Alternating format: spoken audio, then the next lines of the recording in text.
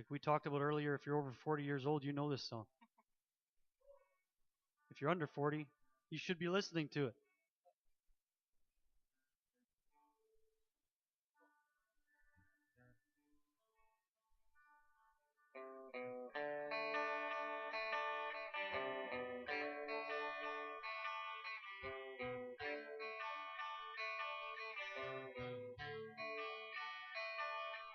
If you see your brother standing by the road with a heavy load from the seeds he sowed, if you see your sister falling by the way, just stop and say, you're going the wrong way. You've got to try a little kindness, show a little kindness, shine your light for everyone to see. And if you try a little kindness, then you'll overlook the blindness of your narrow-minded people on the narrow-minded street.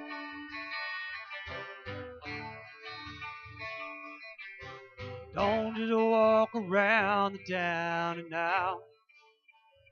Lend a helping hand instead of down. And the kindness that you show every day will help someone along their way. You've got to try a little kindness, show a little kindness, shine your light for everyone to see. And if you try a little kindness, then you'll overlook the blindness of your narrow-minded people on the narrow-minded streets. You've got to try a little kindness, show a little kindness, shine your light for everyone to see. And if you try a little kindness, then you'll overlook the blindness of your narrow-minded people on the narrow-minded street.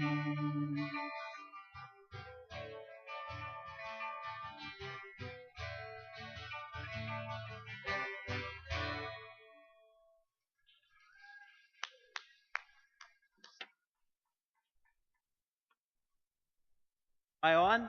There we go. Wasn't that awesome? How many of you guys were lip syncing to that? Come on, be honest. How many of you were singing? Let me see. Oh, you were actually singing. Yeah, Carl. Well, the rest of us are lip syncing. Carl has a voice, so he sings. That's different. I know. But you know what? Isn't that song awesome? I had the band introduce the topic for this morning because I felt there was no better way, because we remember things when we sing about them. So this morning, the whole time while I'm speaking to you guys and you are listening to the different lessons and points that we're going to go through, I want you to be thinking, try a little kindness, because that's the challenge for you guys. I'm going to be challenging you this morning to try a little kindness. That's what we're going to be doing. I got a story to start. It's about Tony Campolo. Anybody here ever heard of Tony Campolo? Okay, a couple of you guys have. Listen to this. Tony Campolo tells about an incident that happened to him on his way to work. Walking the sidewalks, the pathways downtown, Tony would often pass by a number of homeless people. From time to time, they would make requests for money. Generally, he ignored them. One day, a bag lady whom he had seen before in his mad dash to get from point A to B shuffled out of a donut shop with a steaming hot cup of coffee. Their eyes met, and Tony forced a smile. Putting down her coat and bags, she called out, "Hey, mister, would you like a sip of my coffee?" Now, if you were Tony, what would you do? Keep walking and ignore her, right? Well, that's what Tony did. Or at least he started to. A half a block away, he turned around, he turned back and said, "Hey, lady, that offer still available?" She said, "Yes." He says, "Okay, I'm coming by. I want a taste of your coffee."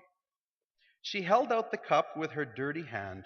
He took the cup and swallowed what had to be the most delicious cup of coffee he had tasted in a long time. "Isn't it good?" she said. "Yes, it is good." "And thank you," said Tony. "But by the way, why did you offer me a sip of your coffee?"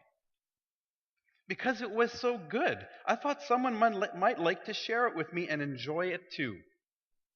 You see, a small but yet simple act of kindness from a stranger interrupted Tony Campolo's walk to his office. This lady, though she had nothing, was still able to exercise kindness. So this morning we want to go on a bit of a journey to see how we can be more like her. This morning we're going to focus on the fruit of the Spirit is kindness. I know I skipped some of the welcomes and all that, but I actually want to go back, take one step back. I want to welcome you guys and thank you all for coming. This is a long weekend. You could have been doing a lot of other things, but you're here this morning. And I think you're here for a purpose. We're going to learn. We are going to study an important lesson that often gets overlooked, and it's on kindness. Now, why do you think, of all the different subjects that I could have spoken on, why would I speak on kindness? That was actually a question that I asked myself. So I was thinking, like, I could have spoken on prayer. I could have spoken on temptation. I was thinking of speaking on fasting. I had a whole bunch of other things, and I always kept coming back to kindness, actually more to the fruit of the Spirit. And I finally came to the conclusion that I want to blame Rick. I want to blame Pastor Rick. Because every Sunday, it doesn't matter if he'd be preaching from Ecclesiastes or from Numbers, he'd go in and go, "Oh, and by the way, the fruit of the Spirit is," and we would be going, love, joy, peace, patience, kindness, gentleness. What's the rest of them? There's a whole bunch, but we know all of them, right? The last one is self-control. So I kept coming back, and I kept coming back, and finally I said, "Okay, Lord, if you want me to speak on the fruit of the Spirit, I'm not speaking on all of them. You'll have to help me pick which one." Well, that was easy. It was almost as if I could hear a voice saying, "All you need to do is read the list through once and you'll know." So that's what I did, and that's scary. Don't read through that list of the fruit of the Spirit in areas where you need to grow in your walk unless you're prepared to do so. Because I did not even make it through Galatians. When I read this, I went, the fruit of the Spirit is love, joy, peace, patience, kindness, and the fruit of the Spirit is kindness, and the fruit of the Spirit is kindness, and the fruit of the Spirit is kindness. And I'm realizing very quickly the Lord's trying to get through to me that I'm weak in this area. So I thought again, what better way would there be for me to talk to you about something if it's something that I need to address within myself? I had to admit to myself that by nature, I find myself to be selfish at times. I know for you guys, I know it's a surprise. You can hardly believe someone like me could be selfish at times, right? I mean, as humble as I always am and as kind as I am to all of you, that there could be an ounce of selfishness in this body. Oh. And then there's Mr. Encouragement over there. But you know what? That was the bottom line. When I actually got to the core of it, I find out that the reason I'm not as kind as I could be is because I really have selfish issues that I need to deal with. And I think by the time we're done here, some of you might be in the same boat as me. I find all these excuses why I don't need to be kind. Who has time to be kind? I'm running a tight ship here. I'm running an agenda here. I got things to do. I got places to be. I got money to earn. I've got appointments to keep. I don't have time for distractions.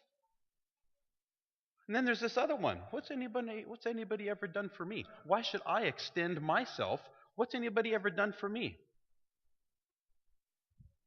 Then there's this other one. They don't deserve it. They haven't earned it. Why should I be kind? That person over there could do a little better on their own. I don't think they need me to step in. Nobody's even going to notice if I'm kind anyways. And you come up with this list of excuses why you don't need to be kind. There's actually a study been done. The number one reason why we as a society are becoming unkind, and that is what the trend is showing, is because we're so busy.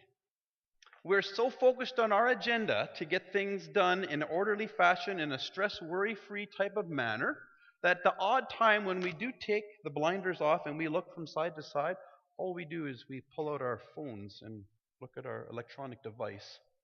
And maybe if we're playing a game that has to do with being kind to someone in the game, that would be as far as our kindness goes. Or maybe we might see it on Facebook as we quickly snap Facebook and go, isn't that cute? That person was kind. But we miss out on all our own opportunities where we should be kind. Why is that important? Why is it important to be kind? Well, maybe because kindness is kind of like an open door. It's an open door where you have a chance to shine your light. Like the song said, shine your light for everyone to see. Well, the way you're going to shine your light, one of the ways, is by being kind, by going out of your way for somebody else. It's a way to reach out. It's a way to make disciples. It's a way to start sowing seed. Even if you're not evangelizing, people are going to wonder, why are you so kind? You're opening up the door to avenues where you can reach out to people for the kingdom. So as I preach to myself this morning, you guys get to listen in again. I'm hoping by something that's said here, you will be challenged, like the song says, to try a little kindness. So like I normally do, some of the things I can't change in my regular message, but one of the things that I like to do, if I'm focusing on a certain aspect, I like to define it.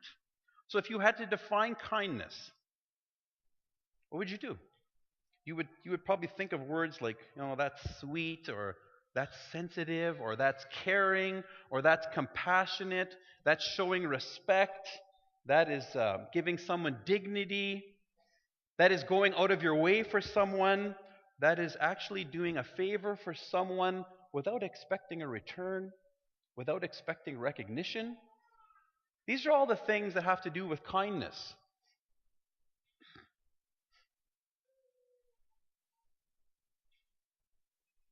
Putting your own agenda aside for a moment to focus on somebody else.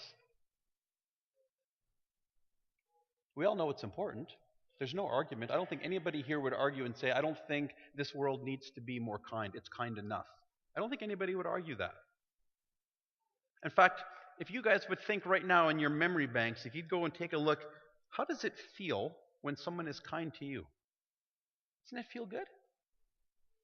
How does it feel when you're kind to someone else? It feels good as well, doesn't it?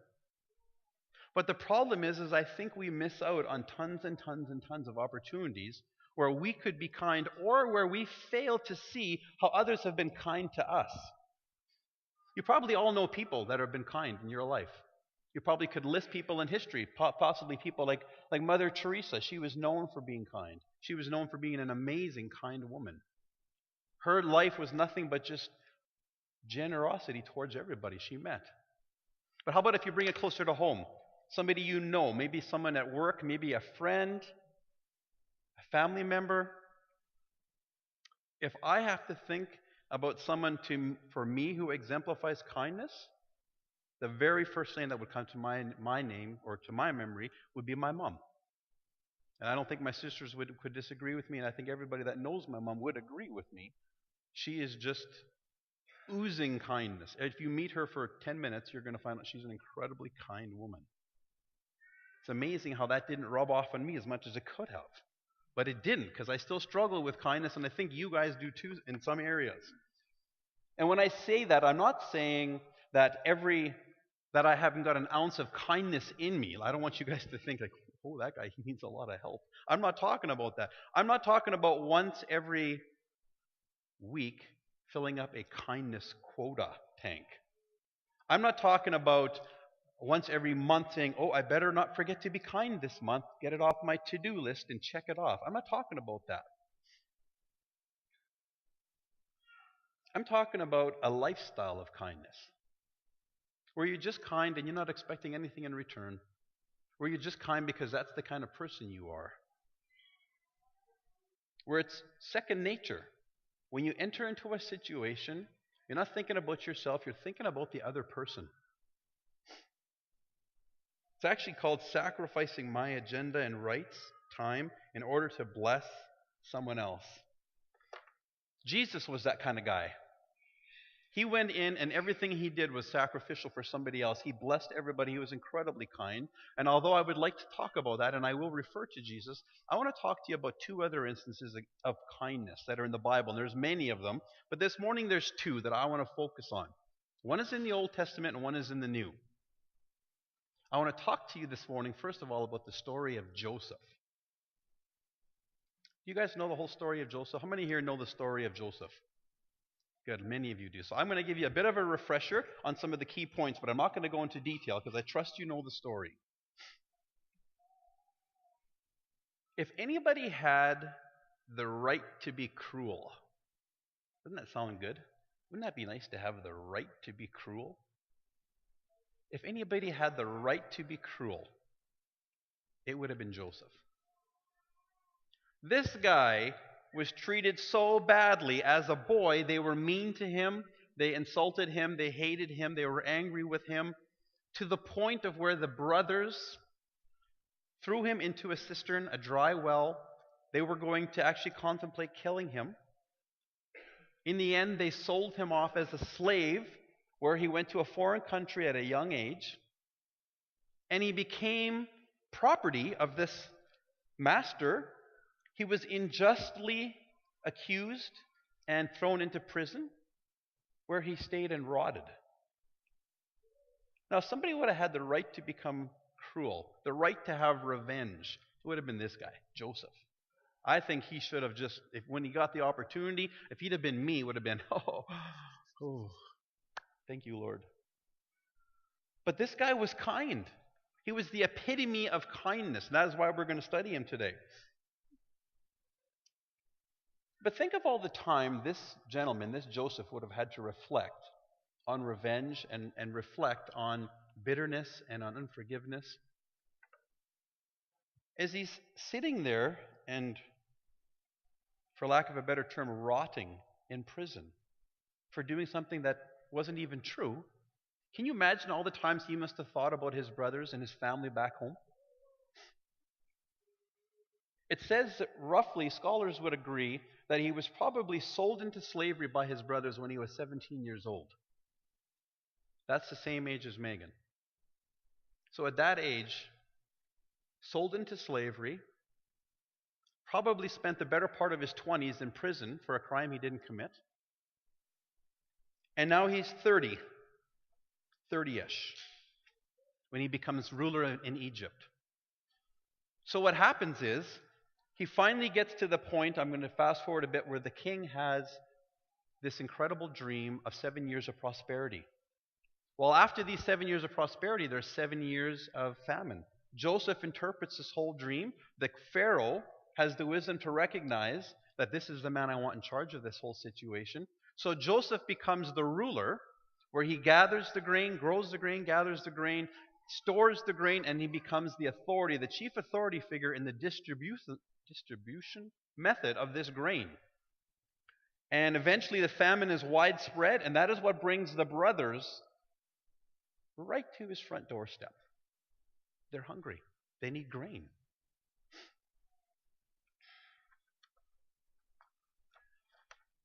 Joseph recognizes his brothers. He sees them. What would you have done if you're Joseph?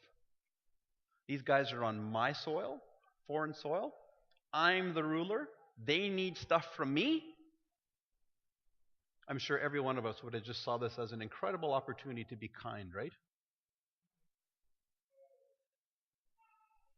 That's actually how he sees it, though. It's incredible. Listen to this. Genesis 51. I did not put PowerPoint up today. I apologize for that if you need a PowerPoint. But you know what? Turn to Genesis 51 if you have your Bibles here. I should actually put a bit of a plug in there. I really think it's important that we bring our Bibles. It's a lost art. I know some of you can do it on your phones. That's cool. Turn on your phones. Go to Genesis 51. It says, Joseph reassures his brothers.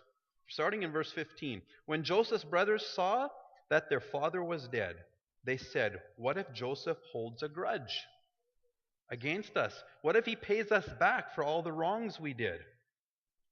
So they sent word to Joseph saying, your father left these instructions before he died. This is what you are to say to Joseph. I ask you to forgive your brothers the sins and the wrongs they committed in treating you so badly. Now please forgive the sins of the servants of the God of your father." When their message came to him, Joseph wept. His brothers then came and threw themselves down before him. "We are your slaves," they said. But Joseph said to them, "Don't be afraid. Am I in the place of God? You intended to harm me, but God intended it for good, to accomplish what is now being done, the saving of many lives. So then, don't be afraid. I will provide for you and your children." And he reassured them and spoke kindly to them. Isn't that incredible? I want to pull a couple of lessons out of this. So if you're taking notes, this is lesson number 1. Kindness is a choice. Take a look here. We've already talked to some degree about what Joseph all went through. But let's be real here. If you guys went through prison, if you were sold, you were in a foreign land, you had rotted in prison, cried yourself to sleep more times than you could count to, missed your family to death, and here's the chance to get back at the villains who caused all this, that would be an incredible choice, wouldn't it? To exercise kindness in a situation like that. It would be so easy to just repay, get revenge, to make them the slaves. You guys need to know how I felt. That's what our inclination would be. But the reason I'm kind of going into detail on this is because after today, I want you guys to understand that we have no excuse for not being kind. There is no kind of exemption that we can kind of pull out and say, in this situation or scenario, I don't need to be kind. Because it doesn't matter what you've been through, you do need to be kind. Joseph was able to be kind. I mean, this guy, at the very least, I'm thinking what he could have done is he could have gloated. "Hey, boys, remember those dreams I had where you were bowing down, your sheaves were bowing down to my sheaves? Remember that dream I had? This is reality now, baby. Look at you and look at me." Right? He could have done something like that, right? He doesn't. He just uses kind words. He just reassures them. How does he do that? He doesn't do it on his own strength. Neither will you and I do stuff like that on our own strength. You know what he does? It's all about his faith in God. It's all about his trust in God. He develops this thing called what I'm calling a godly perspective. What you intended for evil, God has used it for good to save many lives. Isn't that incredible? If we could grab hold of that mentality and understand that it doesn't matter what people do to you, it doesn't matter what circumstance you find yourself in, God still has your back. What people intend, what happens to you is, yes, it still is terrible and it's not something that you wish on anybody else, but the bottom line is God's never left you. He's never forsaken you. He still has you right where he wants you, and he will use whatever situation you're in to bring glory to him. That's the kind of mentality, the kind of heart, the kind of place where Joseph was at, and I think it's the key to kindness.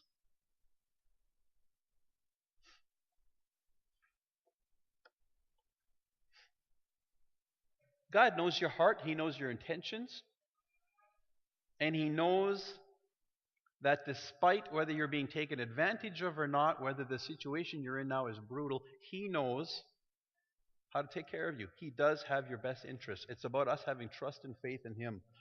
Joseph's brothers also had a choice.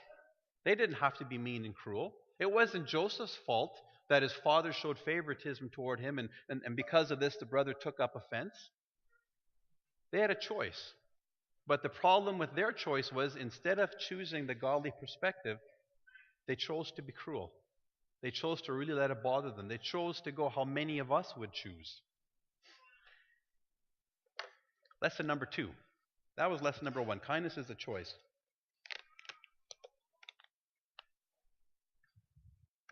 This one's tougher. Kindness requires forgiveness. No grudges allowed. That's a tough one, right? It requires forgiveness. If you have unforgiveness in your life, it leads to bitterness. It leads to all kinds of ugly things. Anger, It leads to a bunch of stuff which completely blinds you from kindness. Look what Joseph had to forgive. He had to forgive all the cruel words. He had to forgive being thrown into a pit. He had to forgive being sold to slavery. He had to forgive rotting in prison. Look what he all had to forgive. In fact, I would say that the forgiveness itself that Joseph gave to his brothers, the forgiveness itself was the greatest kindness he could have given them. Your forgiveness can be kindness. That's what Joseph did. He forgave them, and that was probably more than he could have possibly done for them because they were feeling so guilty. It doesn't matter what your circumstances are. Look at Joseph.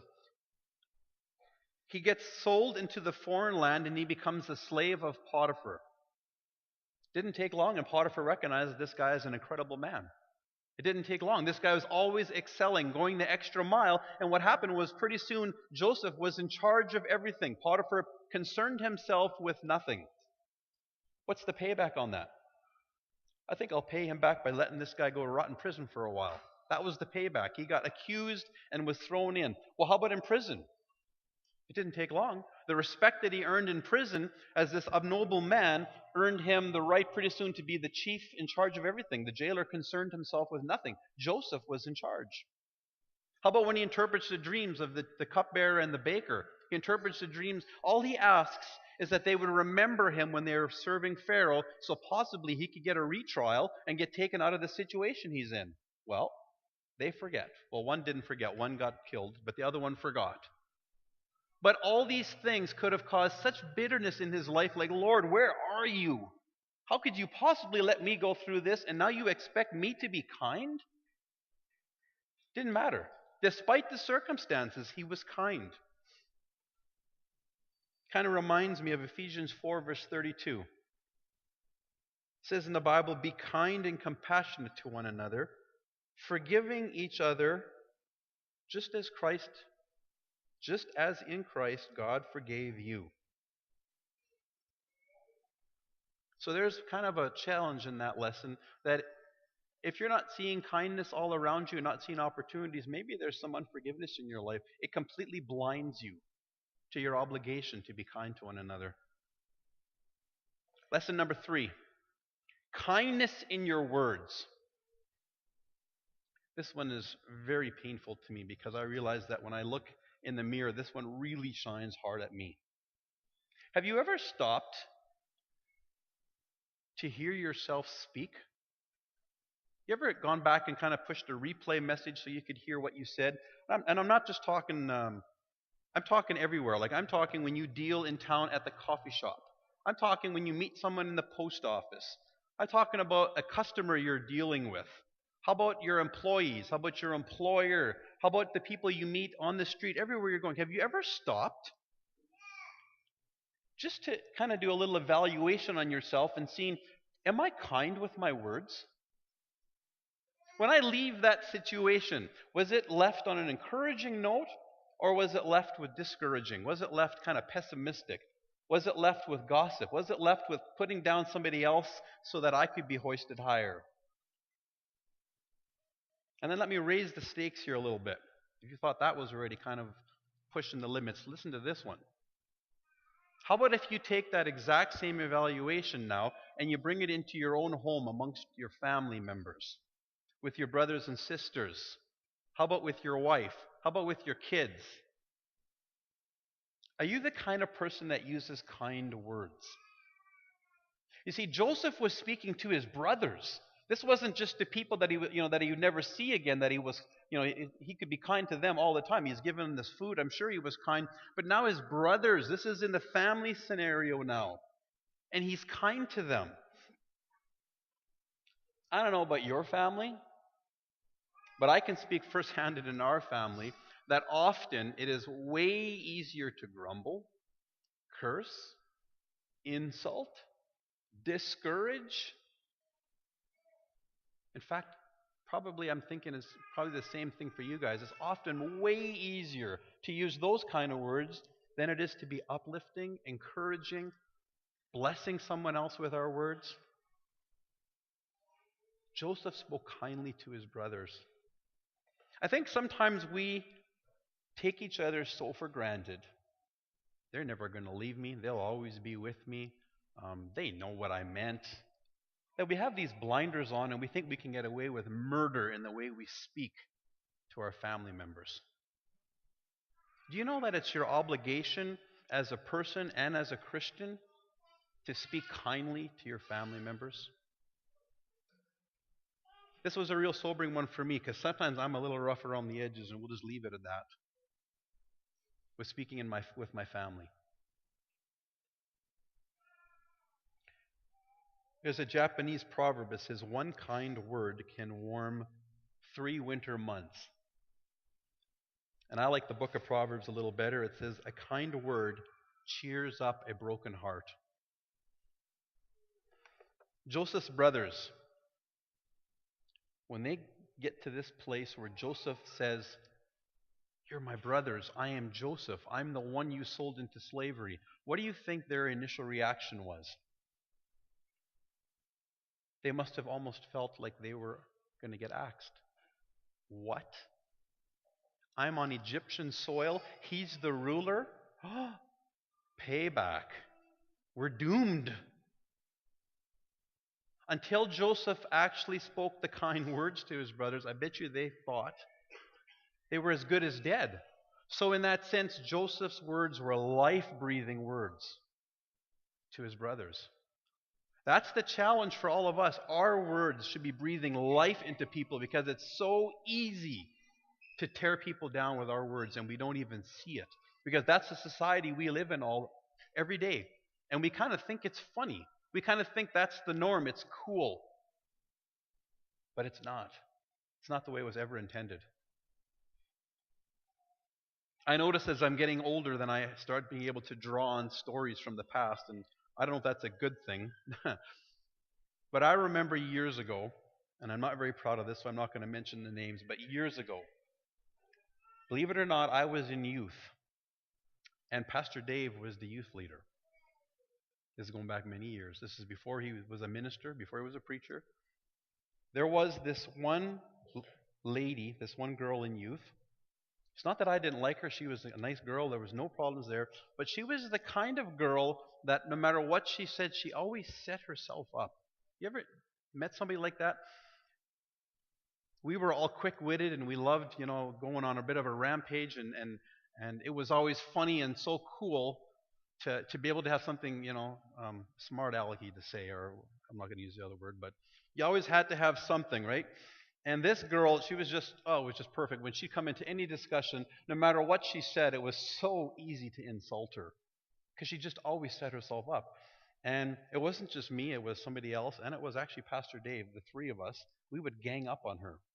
And let me tell you, we could be pretty mean. It was incredibly funny. If you'd have been there, you'd have laughed your heads off how we could just play off of one another. Until one day, just before you started, Pastor Dave, well, he wasn't pastor, he was my youth leader then. He took me aside and he said to me, he goes, "You know what? I bet we don't realize how much it's hurting this girl, but we are really, really cruel to her. She laughs it off and thinks it's all funny, and she sets herself up again, and we just go for it, and like we couldn't resist. It was like, well, how do you resist that? It was just like there for the taking. We had to do it. Like, no. We had a choice to make. We could have blessed her with the kind words, or we could have tore her one, and that's what we did. And we always did that. So just to test Pastor Dave's theory, because he was kind of suggesting apologizing, I went out on a limb a little bit, and I just took her aside, and I said, "You know what? We're just kidding, right? Like, this is not really bothering you, is it that much?" She broke down and cried. So she didn't even have to tell me that it was bothering her. I knew it was bothering her. Even I could clue in on that much at that time. I guess this is bothering me. The crying just gives it away. And I realized an important lesson, that even when we don't intend to hurt somebody, our words, if we don't choose them carefully, are crippling. We were hurting her like crazy. She still wanted to fit in so much with our youth group, and this is how she felt she fit in, by us laughing at her and being cruel to her. But it wasn't supposed to be like that. She was supposed to be fitting in just because we loved her as a Christian or as a sister in the Lord. So my challenge, what I learned already back then, is watch your words. They mean life or death to people. And you can be so kind with your words, or you can choose to be incredibly disrespectful. Mother Teresa, we talked about her already before. She said, spread love everywhere you go. First of all, number one, spread love in your own home. Let no one ever come to you without leaving better and happier. Be the living expression of God's kindness. Listen to this. Be the living expression of God's kindness. Kindness in your face. Oops, I shouldn't hit that. Kindness in your eyes. Kindness in your smile. You know, you can be kind with your smile. Kindness in your warm greeting. That could take some practice, don't you think? We're going to switch gears here a little bit. I want to take you to a very famous parable. We've done 3 of the lessons. We're going to do 3 more. These are not as long. I was going to actually get the Haiti team to come up here and to actually demonstrate this parable because it's one that they've done before. And I don't know if you can remember, but they did a parable here one time after they came back from Haiti. It was the parable of the Good Samaritan. I know all of you are very acquainted with the Good Samaritan, but Adam wasn't here. He's actually camping somewhere. So we're just going to read, and then we're going to pull out a couple more lessons here. What are the first 3? You guys remember what they are? Does anybody know any of the lessons? Are you listening at all? I'm putting you on the spot right now. Give me one of them, even if it's not in the order. What are the lessons? Kindness is a choice. Thank you. Forgiveness. Words. Thank you. We've got 3. Turn with me to Luke 10. Luke 10. This is about the Pharisee who is trying to trap Jesus. Okay? And he says, if this is the case, Jesus, then who is my neighbor? He's trying to be dignified, trying to actually come back as he's already realizing he's been defeated in this argument. But he says, who is my neighbor? And Jesus said, there was a man going down from Jerusalem to Jericho when he was attacked by robbers. They stripped him of his clothes, they beat him, and went away, leaving him half dead. A priest happened to be going down the same road, and when he saw the man, he passed by on the other side. So to a Levite, when he came to the place and saw him, passed by on the other side. But a Samaritan, as he traveled, came where the man was, and when he saw him, he took pity on him. He went to him. He bandaged his wounds, pouring on oil and wine. Then he put the man on his own donkey, brought him to an inn, and took care of him. The next day he took out 2 denarii, which just into Canadian terms, even though the dollar's low, should be roughly around $300, and gave it to the innkeeper. Look after him, he said, and when I return, I will reimburse you for any extra expenses you may have. Which of these 3 do you think was the neighbor to the man who fell into the hands of the robbers? The expert in the law, this is a really smart guy, he said, the one who had mercy on him. And Jesus says, well, then go and do likewise. Now, I realize this is about who is my neighbor. I realize that this doesn't specifically talk about kindness. But this morning, I don't want to talk about the Levite. I don't want to talk about the robbers. I don't want to talk about the priest. I want to talk about the Good Samaritan because he was an incredible example of kindness. In fact, it says, go and do likewise. And when I hear that, yes, that means to be a good neighbor, but the most important part about being a good neighbor in this whole parable was the kindness that was shown. And that's why I'm using this morning. There's a challenge. Go and do likewise. So lesson number 4. Kindness requires compassion. It says the Samaritan took pity on him. It means he took a look at the situation and he just couldn't walk on by. His heart was broken by seeing this guy hurting. He had sympathy. He wanted to reach out. He knew he had to do something. He couldn't just walk by like the priest and the Levite did. He had to do something because his heart ached. Here was his neighbor. Here was someone created in the image of God whom he had an opportunity to bless. That's what's going on in this guy's mind. That's what should be going on in our minds. But my question when I asked myself this was, does it? Is that what goes on in my mind?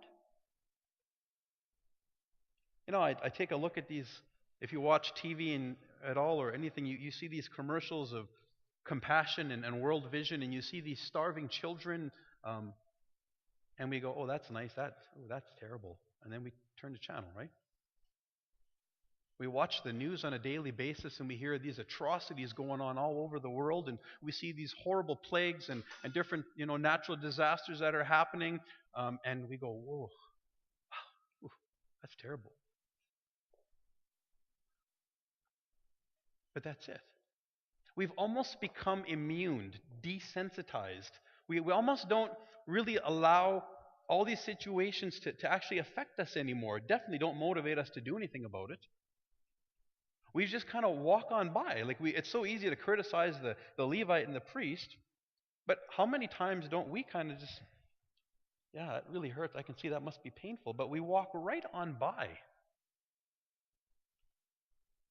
Because we got the blinders on, we got our own agendas in our mind, and as long as it doesn't directly affect me and my little home, my little kingdom, then we're doing just fine.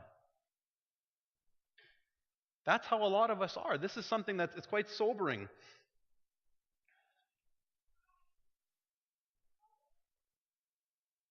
I guess I had to ask myself the question, if I had been in this scenario, in this parable, in the day that I live right now, and with the stuff that I'm doing, as busy as I am, with the kind of person that I am, would I honestly be able to say that I would have stopped to help in that situation, or would I have walked by and hoped somebody else did it?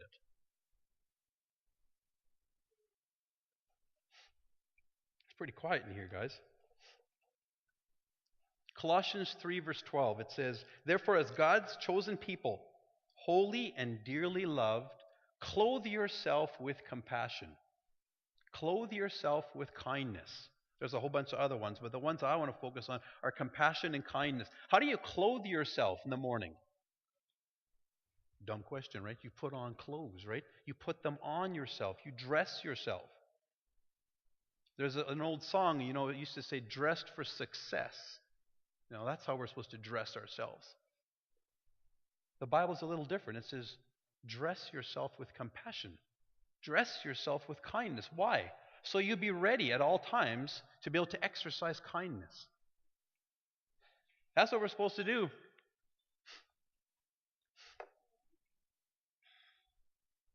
Lesson number 5. We got 2 more.